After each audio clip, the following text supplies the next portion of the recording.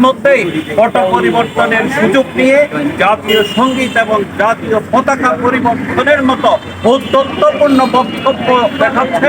তারা রাষ্ট্রদ্রোহিতার সমান অপরাধ করে যাচ্ছে আবারও।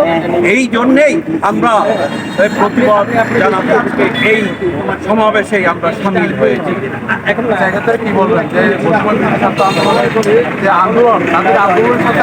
আন্দোলনের সাথে প্রতিটি শিল্পী গোষ্ঠী আগাগোড়াই সাথে ছিল। আমরা এখনো বলি যে আমরা একটি গণতান্ত্রিক বাংলাদেশ চাই মুক্তিযুদ্ধের চেতনায়। ফলে আমরা সেখান থেকে যে সরে এসেছিল ছাত্র জনতার যে ঐতিহাসিক আন্দোলন, গণ আন্দোলন, এই আন্দোলনে উদীচী তার ভূমিকা পালন করেছে। কিন্তু এই ছাত্র আন্দোলনের এই যে ঐতিহাসিক পট পরিবর্তন, এই গণ আন্দোলন, এই যে গণ অভ্যুত্থানের সুযোগ নিয়ে ষড়যন্ত্রকারীরা যে ষড়যন্ত্রে মেতেছে, আমরা তা সফল হতে দেব না। দেশের মুক্তিকামী জনতা কখনো এটি সফল হতে দেবে না।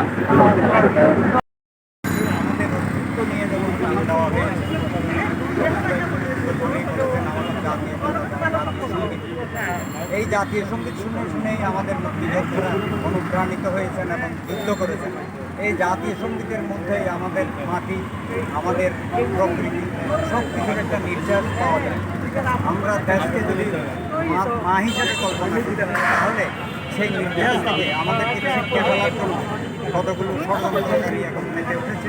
সেই ষড়যন্ত্রের বিরুদ্ধে সবসময় সোচ্চার যে কোনো গণমানুষের যে কোনো দাবির সাথে একাত্মতা বোধ করেছে এবং সেই গণমানুষের দাবির সাথে একাত্মবোধ করেই আজকে সারা বাংলাদেশে আমরা জাতীয় সঙ্গীত গণসঙ্গীত পরিবেশন করেছি এবং জাতীয় আমাদের